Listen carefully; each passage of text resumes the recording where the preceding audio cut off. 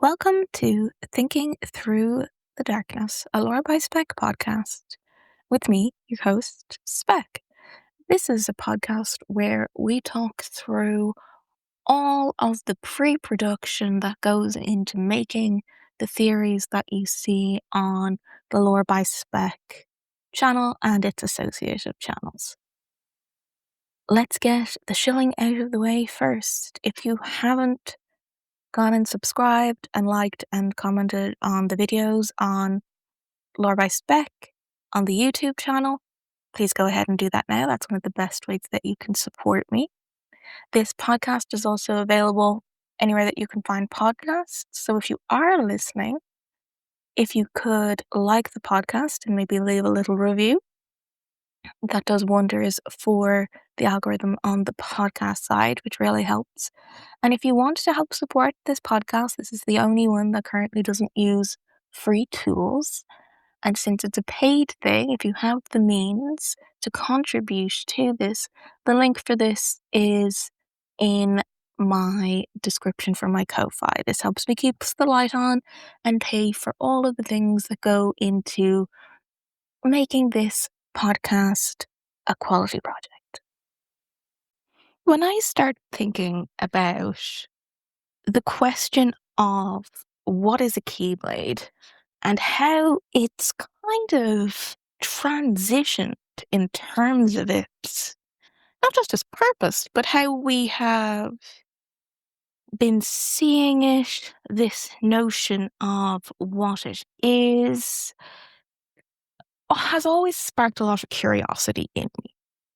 Because I feel it is the next thing that's going to be retconned in the franchise, in the series as a whole.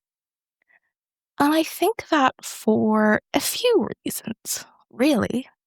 Because we've seen some instances of Keyblade handling that is, by and large, not replicated evenly across the franchise.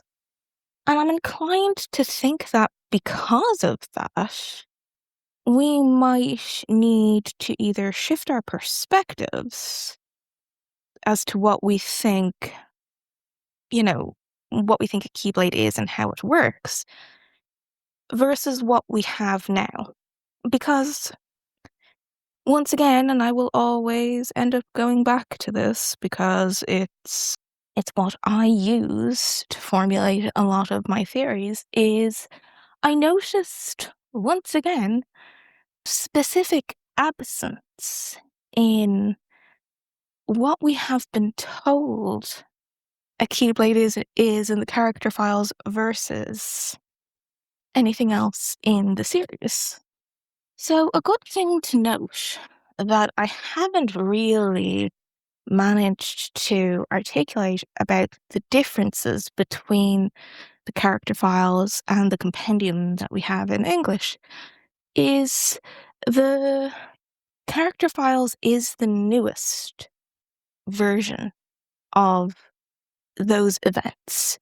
The Kingdom Hearts 3, everything that happened before the events of Kingdom Hearts 3, were all translated from the compendiums that have been written since 2014. It's actually in their blurb when you check the back.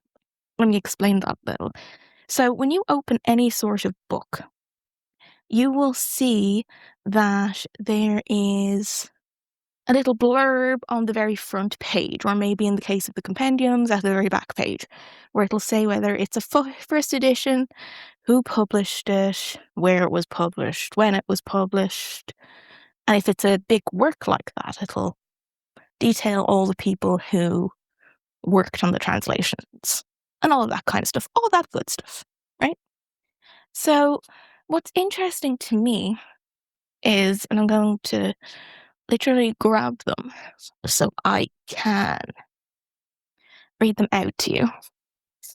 The Kingdom Hearts Ultimania, the story before Kingdom Hearts 3. First Japanese edition was October 2014. And the first North American hardcover was June 2021. So all of this is largely taking reference from the material that has occurred since 2014. Now, my maths isn't great, but 2015, 2016, 2017, 2018, 2020, 21. That is 7 years of a difference, right? Because it specifically says in the thing that the first edition of this in Japanese was 2014. So it would be referencing from the material from that time. 7 years is a long time for things to change, especially in a series like Kingdom Hearts. It is reasonable to think that there would be changes in that time. And equally, the character files, it says that the first Japanese edition was February 2020, and the first North American was October 2021.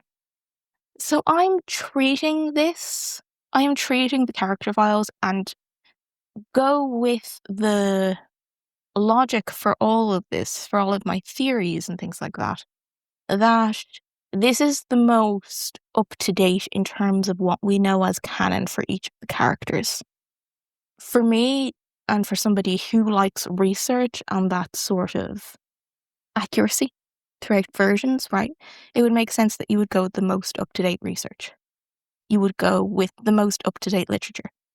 And this is the most up-to-date that we have currently in English. And the character files here make a distinction about what a Keyblade is. It removes all reference to the Keyblade being a physical object. And that's interesting to me. So it goes into a lot in the character files. I'll read them out to you. Right. Keyblade, a key-shaped weapon that only Sora and other chosen ones can wield that are able to oppose the darkness. As their name implies, they have the ability to lock and unlock all kinds of keyholes. They even open the way to the Great Kingdom Hearts. And then it goes into bequeathing, Realm of Light and Realm of Darkness, and Keyblade of Heart. So bequeathing, Keyblade wielders who have gained a lot of experience are referred to as Keyblade Masters.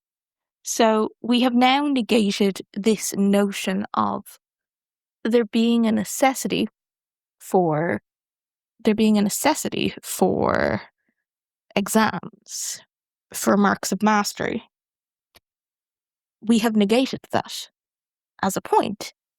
It's now just Keyblade wielders who have gained a lot of experience. To become a Keyblade wielder, a person must come into contact with a master through their Keyblade and undergo the bequeathing. Afterwards, they are chosen by the Keyblade itself. If they are chosen by the Keyblade itself, they become a Keyblade wielder. The criterion for the Keyblade uses choose a wielder is that the person has to have a strong heart. It doesn't matter if that heart is one of light or of darkness. Keyblades associated with either the realm of light or realm of darkness. However, this has nothing to do with good or evil. It simply means that one either locks the door to Kingdom Hearts from inside or outside. That is another thing that we have never really assumed, I don't think, largely as a base of theorists. This door also leads to the realm of darkness. Sealing it requires two Keyblades, one from the light and one from the darkness, and the wielder must lock the door from both sides at the same time. So the events of Kingdom Hearts 1. Keyblade of Hearts. The 7 women who sustain the realm of light and whose heart contain not the least bit of darkness are known as the 7 princesses of heart. The special Keyblade that was created with their hearts is the Keyblade of Heart.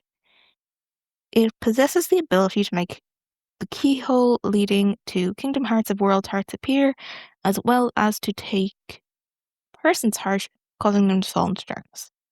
Ansem's attempt to create this Keyblade, but without Kari's heart, it was incomplete. The 7 princesses of heart used to be Belle, Snow White, Aurora, Alice, Jasmine, Cinderella, and Kairi, but now the new 7 hearts, including Rapunzel, Anna, Elsa, and Kyrie have inherited that power. There is not a notion or an implication that the Keyblade at any point is now a physical object. Which even if you go to the old, if you go to the old compendium, as I drag it out for illustrative purposes, generally a person can use only one Keyblade, but its shape and abilities change depending on which keychain is attached to it. That's what the whole kind of keys section in the other English compendium from the 2014 translations. And it says specifically about Keyblade Masters that a particularly skilled person amongst a Keyblade wielder, not just somebody who has a lot of experience. Because you can have a lot of experience and not be very good. You know, you can be casually playing the piano for 10 years and not be good as somebody who dedicates... Time does not equate skill.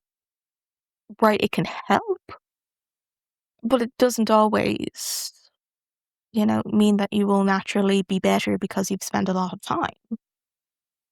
Generally, someone who's worthy of being a guardian of light becomes a Keyblade Master when their master acknowledges them as such. So that is also retconned significantly in the new character files. That now this doesn't have to have an equation to you being recognized by your peers anymore, or somebody who is technically above you. This is just somebody who has a lot of experience is dubbed a Keyblade Master. And it's now negated this notion of Keyblades being physical items.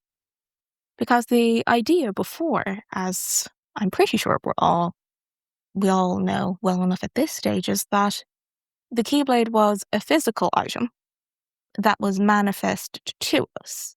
And then the key, and that was the standard, at least in my mental interpretation of it, was always the standard kingdom key. And then you attached it to a different keychain. Because if the kingdom key is just its chain, then what is the base Keyblade meant to be or meant to look like? In my head, it's always been the kingdom key. I wonder, does that resonate with anybody else? Like, tell me in the comments. In your head, what is the base Keyblade? To me, it's always been the kingdom key.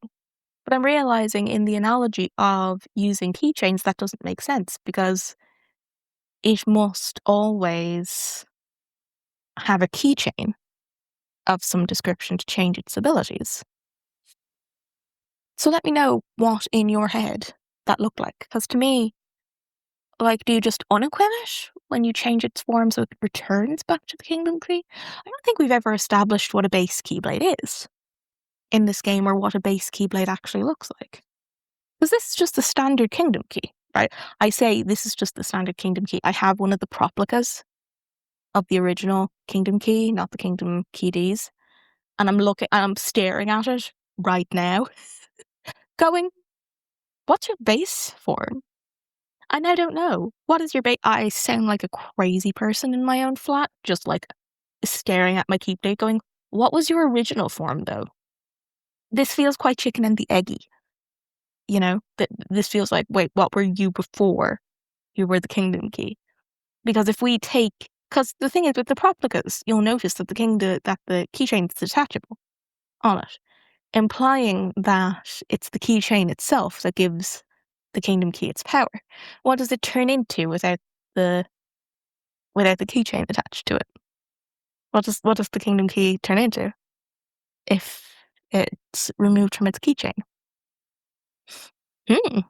That's an interesting question. But back on topic of actual keychains. I think we are slowly moving away from this notion of them being physical objects. it was something that a commenter, when I was talking about Aqua's inability to heal in one of my videos, was like, yeah, but wasn't it a case of canonically that, she had left the Master's Defender in Land of Departure and that she technically sent Rainfell up with Terra? And I was just like, theoretically. Well, I mean, like, that is what we are shown, right? But that would negate this whole notion that she wouldn't have the ability to have other keychains in her pocket if it was just a case of she detached the keychain and sent it up, right? Because we know that Aqua has other Keyblades. She has Rainfell, she has Stormfall, she has others. And interestingly, Anti-Aqua is using what I think is Starseeker in her fight with Riku and Sora. So I'm not necessarily convinced that this is something that Aqua didn't have physical access to, because it wouldn't make sense that she wouldn't have all of her key chains with her at any given time, because everybody always keeps their keychains with them at every point in time. Even in-game, in inventory, in whatever, we always have access to our Keyblades. So if it's a physical swap, it doesn't answer the question as to why, before she got yeeted into the dark margins, that she wasn't able or refused to summon anything, which was the grounds for the theory of maybe it was less a case of this was a physical object, but by that point in time, her heart had been so weakened, and she did not, as both compendiums say, they respond to strong hearts. It doesn't matter which side you are theoretically on, because as the compendiums are kind of clear to hint at, like, there are no sides. It just depends on which side you open the door from. But there is no side. That would lead me to believe, to infer, that the Keyblade abandoned her in many ways. And we haven't really seen much abandonment of a Keyblade, not to completely rehash the whole Aqua theory and the whole video, but I do go into significant detail about the only time we really see that happening is with Riku. And that's because Riku's heart was stronger at that point in time. The Keyblade ultimately is returned to Sora when he comes to terms with his own power and what he ultimately wants. And thus, the Keyblade deems him worthy. The only other time we see that is with Yuzora. But that is more of a discernment than it is a true taking of power. And that is a hill that I will die on, because once his attack is over, the Keyblade returns to Sora. So I can't see that as being true stealing of his power. I do think Izora's power is unique. I do think it's specialized. I do think it's worthy of discussion in and of itself. But I don't think that it is a true stealing of his powers. I don't know what it is, but I don't think it's that. So, if we're moving away from this notion of Keyblades are now inherently magical, they are dependent on bequeathings, they are not something that can just, manifest out of nothing. Who bequeathed Lee, then? I actually don't have an answer to that. Who bequeathed Lee? Because somebody must have bequeathed Lee before the events of 3 during Dream Drop Distance. Otherwise, he wouldn't have a half-formed Keyblade. Who bequeathed Lee? I actually don't know who bequeathed Lee. but somebody must have. Not that I think it's terribly important that we know who bequeathed Lee. Actually, let's see if the character files say if anybody bequeathed him. If you're wondering why I'm struggling, these books are chunky. Jiminy Cricket. Axel. Okay, bud. Nope, it does not say. It does not say who bequeathed him. I'm just skimming, I'm not. Yeah, all it says is Yen Sid, who senses the impending crisis from the resurrection of Xehanort, offers Lee a way to become a Keyblade wielder. So Yen Sid, maybe, is the answer. It feels weird that a non-Keyblade wielder would be able to bequeath someone. I guess that depends on whether or not we would consider Master Yen Sid, who is quote-unquote retired, to have the ability still to bequeath, even if he does not himself have a Keyblade or use a Keyblade. Can you even consider him Master? Everybody refers to him as Master, but I feel like it's more of a nicety than it is actually, a realistic master, a modern master, and an active master. Interesting. That's another thread to pull on, I think, of can we consider Yen Sid a master if we've never seen him with a Keyblade? Now, don't get me wrong, him parting the Red Sea of Heartless with just his own magic, with not a Keyblade inside, very impressive and very frightening. If you consider that he essentially did an Aqua of, I don't need a Keyblade, and Aqua just got her ass beat while he just, parted the Red Sea with just his own magic. Nothing to do with a Keyblade. Imagine if he got a Keyblade in his hand. That's actually kind of scary to think about. That sounds approximately apocalyptic. That seems like giving Gandalf the One Ring. Don't feel good about that. So yeah, we have certainly moved through this notion of a wielder now becoming it being more of a magical skill than it is an inherent object anymore. Which to me, that transition has always made sense. I understand in the early days, in a more practical way, at the beginning, it makes sense for them to be individual chains that you can imagine. People are swapping in and out. It also made sense in the era of Kingdom Hearts 1, specifically, right? Less so with 2 when you consider forms and things like that. But certainly Kingdom Hearts 1, where it was a very specific menu swap, where it was deliberate that you had to go in to swap the keychains in and out, right? Harder to explain that in 2 when you could tap into forms that by proxy had to have different keyblades attached to them, and then furthering into 3 making even less sense as being physical objects in 3 because you literally had menus on your D-pad that you could swap between your keyblades at will, which makes more sense if it's an impulsive change that you're like,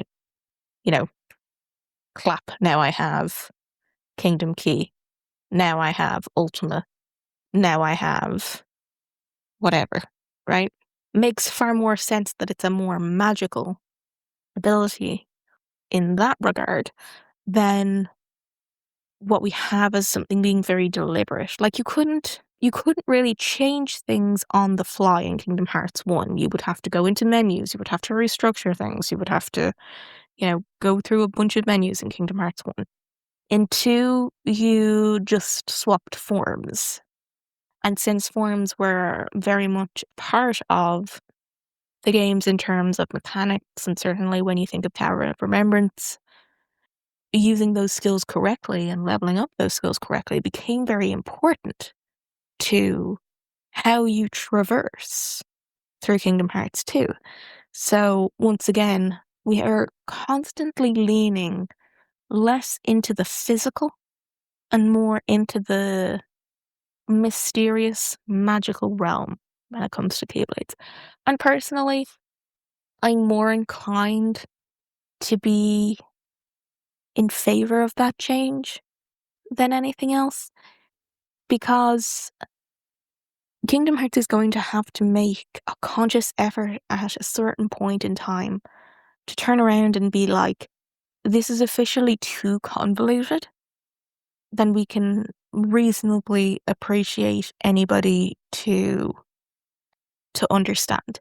Maybe if we shift this towards this being just you were given a magical spell, and that's what a Keyblade becomes through the bequeathing, is that individual magical kind of interaction, and that being the explainer for it rather than the practical side of trying to really rationalize how in God's name you're meant to swap out individual keychains one for the other mid-fight like what we would be expecting in 2 and 3. It just doesn't make a huge amount of sense, especially when you see the grandiose of the spells and the everything that we have seen in 3. So that's where I think we're at in terms of it. I think it does also a lot of service to move in that direction, to take these as being more objects that are more magical based. I think it lends us to having more wibbly wobbliness to allow things like the Aqua thing to happen, of what happens when you become inherently unworthy. Because to me, it doesn't make any sense that Aqua would not use her Keyblade. They would make a point of pointing that out. Like, it's very much a master without a Keyblade. You know, nonsense to think that she wouldn't have the ability unless there is something that would cause her to not have it in the first place. But that, we roll on 10 to 15 minutes and suddenly Anti-Aqua has a Keyblade. That's perfectly fine with being used, because even if Mickey had lost the Keyblade to Anti-Aqua, right? Because I would need to rewatch the scene again in order to know what happens. I think he gets chewed up by a demon tide and it kind of spits out the Keyblade and she picks it up. There's no reason to assume that Mickey wouldn't have been able to have just recalled the Keyblade the way we have seen it done a million times before. Roxas and Sora fight, Captain Jack Sparrow in Kingdom Hearts 2, even the Zora fight to a greater degree, right? There's no reason to assume that the Keyblade, if Rako was truly unworthy, right, that the Keyblade would have just gone nope and would have just returned to Mickey anyway. But it didn't. She was still able to use it. And that's where I think we'll leave it for today. It's an interesting deep dive. Once again, we are left with far more questions than we have answers, but that is where I think we are with the current state of Keyblades. This has been Thinking Through the Darkness, a Lore by Spec production with me, Spec. Thank you so much for listening. I really appreciate you taking the time to hang out with me today. Just as a reminder, don't forget, if you haven't followed the Lore by Spec YouTube channel, go ahead and subscribe. It's free there. If you haven't taken the time to review the podcast or dropped a like and a comment, those really help too. And if you ever feel inclined to help me keep the lights on over here, head to Ko-Fi, which is in my description, to help support the podcast. Once again, thank you all so very much for listening, and I will see you all next time.